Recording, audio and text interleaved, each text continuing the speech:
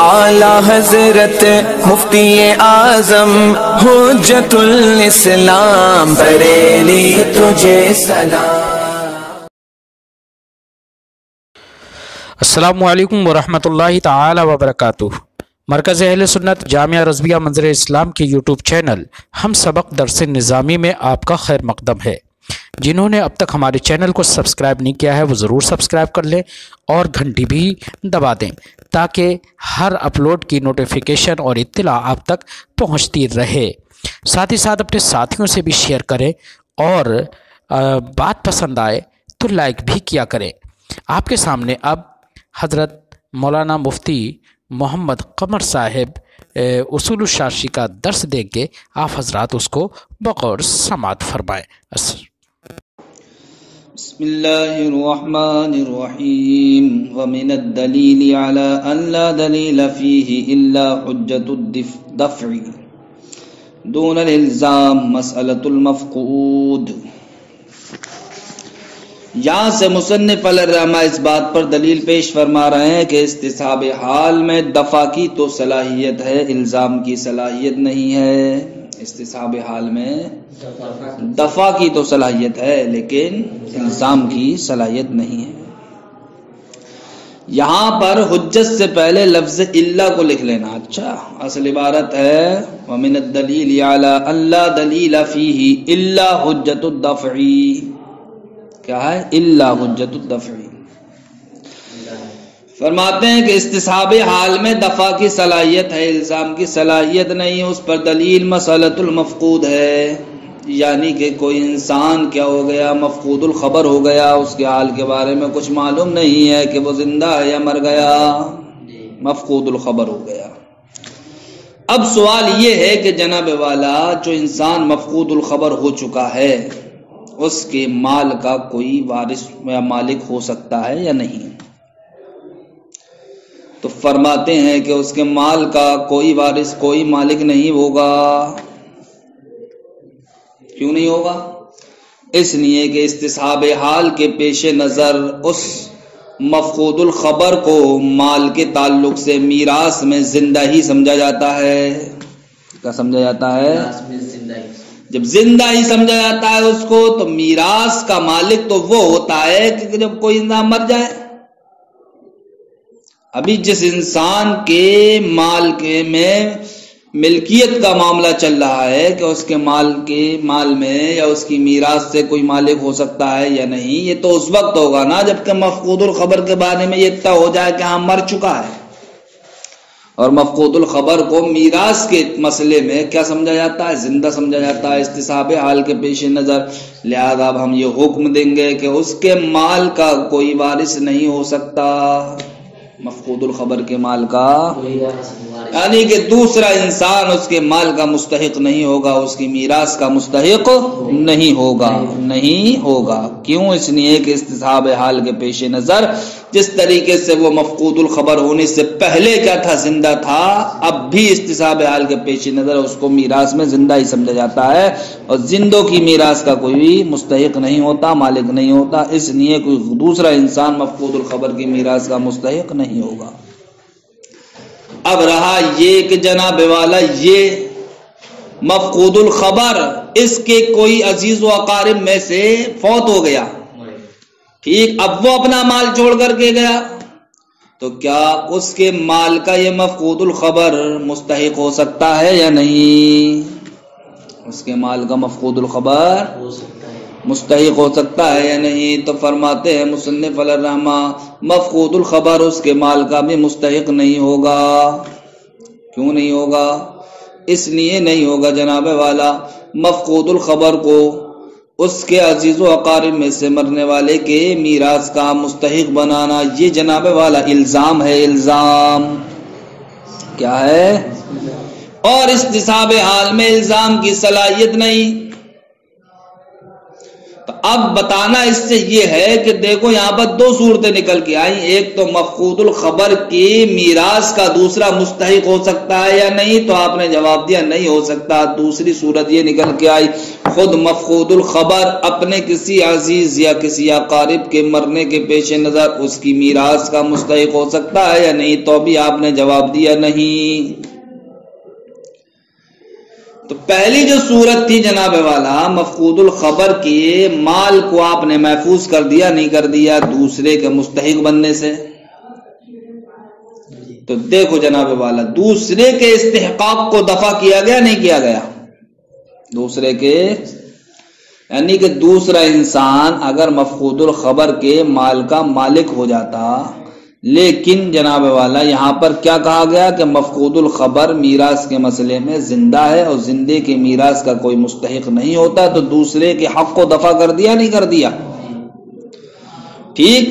تو دیکھو یہاں استصحاب حال کے پیش نظر دفع پایا گیا نہیں پایا گیا، لیکن ہم نے مفقود الخبر کو اس کے کسی اقارب کی موت کے پیش نظر اس اقارب کی میراث کا مستحق نہیں ہونے دیا، تو یہ مستحق اگر ہم ہونے دیتے تو اس کا مطلب یہ ہوتا کہ یہ مستحق ہونے کا مطلب ہے الزام، ٹھیک۔ تو اب ہمیں یہ پتہ چلا یہاں پر کہ پہلی صورت میں جبکہ دوسرے سے اس کی میراث کے مستحق ہونے کو دفع کیا جا رہا، تو پتہ چلا استصحاب حال میں دفع کی صلاحیت ہے، اور اس مفقود الخبر کو اپنے رشتہ دار کی میراث کا مستحق نہیں بنایا جا رہا ہے، تو پتہ چلا اس میں الزام کی صلاحیت نہیں، الزام کی صلاحیت نہیں۔ یہی بات بتانا چاہ رہے تھے کہ استصحاب حال کے اندر دفع کی تو صلاحیت ہوتی ہے لیکن الزام کی صلاحیت نہیں ہوتی۔ فرماتے ہیں ومن الدلیل، اور دلیل اس بات پر کہ اللہ دلیل فیہ کے استصحاب حال میں دلیل کی صلاحیت نہیں ہے، الا حجت الدفع، مگر دفع کی حجت کی، دون الالزام، نہ کہ الزام کی، یعنی کہ استصحاب حال میں صرف دفع کی صلاحیت ہے، الزام کی نہیں۔ دلیل کیا ہے؟ مسألۃ المفقود ہے، فإنه لا يستحق غیرہ، اس لیے کہ مفقود الخبر کے علاوہ کوئی مستحق نہیں ہوگا اس کی میراث کا، ولو مات من اقاربہ، اور اگر جناب والا مفقود الخبر کے رشتہ داروں میں سے کوئی مر گیا، حال فقدہ، اس مفقود الخبر کے غائب ہونے ہی کی حالت میں، لا یرث ہوا منہ، تو وہ مفقود الخبر اس قریب رشتہ دار کے میراث کا وارث نہیں ہوگا۔ فاندفع استحقاق الغیر، تو دیکھو جناب والا یہاں پر غیر کے استحقاق کو دور کر دیا، بلا دلیل، بغیر دلیل کے، ولم یثبت له الاستحقاق، اور خود مفقود الخبر کے لیے استحقاق ثابت نہیں ہوا، بلا دلیل، بغیر دلیل کے۔ سمجھ گئے؟ اس سے یہ بات واضح ہو گئی کہ استصحاب حال میں دفع کی تو صلاحیت ہوتی ہے، الزام کی صلاحیت نہیں ہوتی۔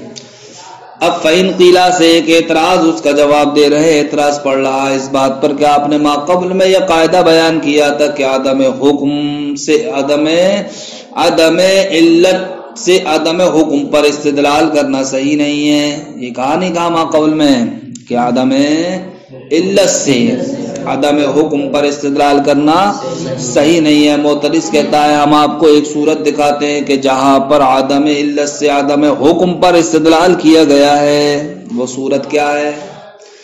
وہ صورت ہے جناب والا عنبر،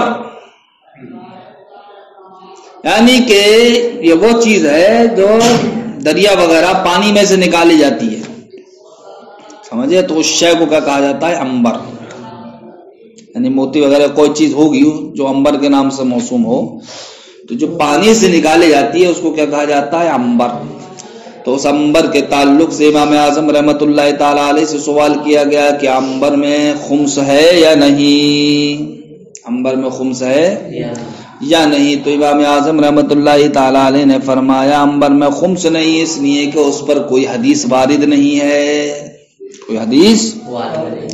تو اب دیکھو یہاں پر معترض یہ اعتراض کرتا ہے کہ خمس نہ ہونے کا دار و مدار کائے پر رکھا امام اعظم نے؟ حدیث نہ ہونے پر، حدیث نہ ہونے پر، کائے پر؟ تو اب حدیث کا نہ ہونا یہ عدم علت ہوا، ارے ہونا یہ علت ہوتا اور نہ ہونا یہ ہوا عدم علت، ٹھیک انبر میں خمس ہونا یہ ہوتا حکم، اور خمس نہیں ہے یہ ہو گیا عدم حکم. تو دیکھو یہاں پر عدم علت سے عدم حکم پر امام اعظم نے استدلال کیا یا نہیں؟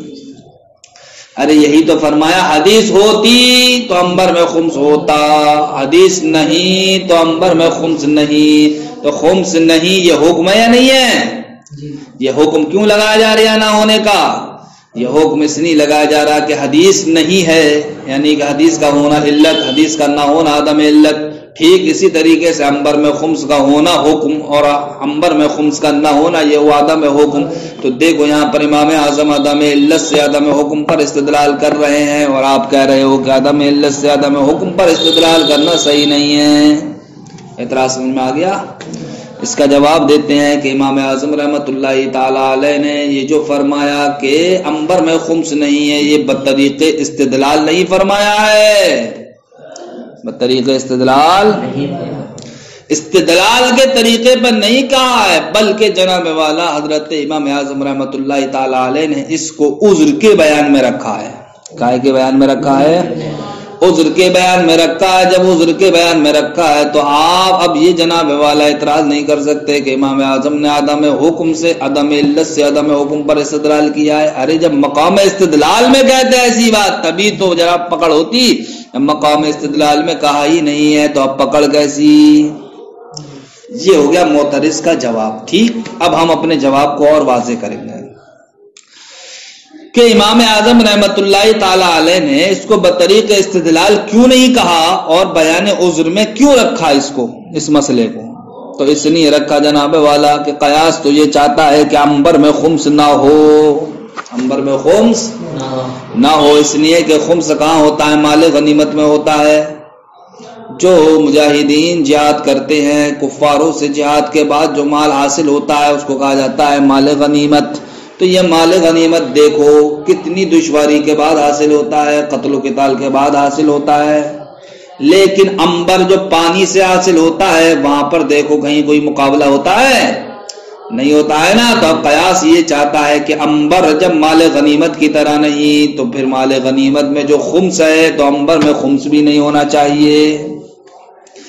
اور امام اعظم فرماتے ہیں چلیے صاحب اگر قیاس کے خلاف ہم کر لیتے تو کوئی حدیث بھی نہیں پائی جاتی ہے جو اس بات پر دلالت کرے کہ انبر میں خمس ہے، جو اس بات پر دلالت کرے انبر میں خمس ہے. چلیے اگر قیاس ہمارا یہ کہہ رہا ہے کہ انبر میں خمس نہیں ہونا چاہیے تو اب ہم قیاس کے خلاف کب کریں گے؟ اس وقت کریں گے نا جب کوئی حدیث بھی ہو. اور اتفاق کی بات یہ ہے کہ خلاف قیاس پر کوئی حدیث بھی وارد نہیں ہے کہ اگر کوئی حدیث وارد ہوتی تو ہم کہتے بھائی قیاس کو چھوڑ دو، اس حدیث پر عمل کیا جائے گا. حدیث بھی نہیں ہے. پھر تو اس لیے جناب والا امام اعظم رحمت اللہ تعالی علیہ نے اس مسئلے کو بیان عذر میں بیان کیا. قائم ہے اگر اس کو بطریق استدلال بیان فرماتے تب معترض کا اعتراض کیا ہوتا؟ صحیح ہوتا. کیسے بیان عذر میں بیان کیا؟ تو حضرت امام محمد رحمت اللہ تعالی علیہ نے انبر میں خمس کے تعلق سے سوال کیا حضرت امام اعظم رحمت اللہ تعالی علیہ سے کہ آپ کی کیا رائے ہے کہ انبر میں خمس ہے یا نہیں؟ تو حضرت امام اعظم رحمت اللہ تعالی علیہ نے فرمایا انبر میں خمس نہیں ہے، اس لیے کہ جناب والا وہ مچھلی کی طرح ہے. کس کی طرح ہے؟ یعنی کہ انبر بھی یہ پانی ہی سے نکلتا ہے اور مچھلی بھی پانی ہی سے نکلتی ہے. تو جس طریقے سے مچھلی میں خمس نہیں اسی طریقے سے جناب والا انبر میں خمس نہیں. تو پھر حضرت امام محمد نے عرض کیا کہ مچھلی میں خمس کیوں نہیں؟ تو آپ نے فرمایا کہ مچھلی پانی کی طرح ہے، جس طریقے سے پانی میں خمس نہیں اسی طریقے سے مچھلی میں خمس نہیں. تو یہ عذر کے بیان میں رکھا ہے، بطریق استدلال نہیں فرمایا ہے. بطریق استدلال فرماتے تب معترض کا اعتراض یہ درست ہوتا کہ امام اعظم نے عدم علت سے عدم حکم پر استدلال کیا ہے. حالانکہ یہاں پر مقام استدلال میں نہیں فرمایا ہے تو اب یہ لازم نہیں آگا کہ امام اعظم نے عدم علت سے عدم حکم پر استدلال کیا. فرماتے ہیں فَإِن قِيلَ اگر اعتراض کیا جائے قد روی عن ابی حنیفہ امام اعظم رحمۃ اللہ تعالی علیہ سے روایت کیا گیا ہے انه قال لا خمس فی الانبر کہ آپ نے فرمایا کہ انبر میں خمس نہیں. کیوں؟ لأن الاخر لم يرد به اس لیے کہ کوئی حدیث اس پر وارد نہیں ہوئی ہے. وهو التمسك بعدم الدلیل تو معترض کہتا ہے یہ عدم دلیل سے استدلال کرنا ہے. کیا کرنا ہے؟ قلنا ہم کہیں گے انما ذکر ذالک جزی نیز اس مسئلے کو جو ذکر کیا گیا ہے فی بیان عذرہ، یہ امام اعظم رحمۃ اللہ تعالی علیہ کے عذر کے بیان میں ذکر کیا گیا ہے، مقام استدلال میں ذکر نہیں کیا گیا ہے۔ وہ کس طریقے سے ذکر کیا گیا؟ فی انہ، اس تعلق سے کہ لم یقل بالخمس فی العنبر، کہ امام اعظم رحمۃ اللہ تعالی علیہ نے عنبر میں خمس کا قول نہیں کیا، ولہذا اسی وجہ سے روایت کیا گیا ہے ان محمد، کے امام محمد رحمۃ اللہ تعالی علیہ نے سألہ، حضرت امام اعظم رحمۃ اللہ تعالی علیہ سے سوال کیا عن الخمس فی العنبر، عنبر میں خمس کے بارے میں، فقال، تو عرض کیا ما بال العنبر، عنبر کا کیا معاملہ ہے، لا خمس فیہ، کیا اس میں خمس نہیں ہے؟ قال، تو حضرت امام اعظم رحمۃ اللہ تعالی علیہ نے فرمایا لأنہ کالسمک، خمس نہیں ہے عنبر میں، کیوں؟ اس لیے کہ وہ مچھلی کی طرح ہے۔ فقال فما بال السمک، تو امام محمد نے عرض کیا تو پھر مچھلی کا کیا حال ہے؟ ولا خمس فیہ، اس میں بھی، اور اس میں بھی خمس نہیں ہے۔ تو آپ نے فرمایا اس لیے کہ وہ کالمائی، پانی کی طرح ہے، ولا خمس فیہ، تو جس طریقے سے پانی میں خمس نہیں، اسی طریقے سے مچھلی میں خمس نہیں۔ واللہ تعالی اعلم بالصواب، اللہ رب العزت ہی بلند و بالا ہے اور درستگی کو وہی سب سے بہتر جاننے والا ہے۔ آپ کی اصول الشاسی ماشاءاللہ پوری ہوئی، اب آپ کی ذمہ داری ہے ان کے مسائل کو ذہن نشین کرنا۔ السلام علیکم ورحمۃ اللہ۔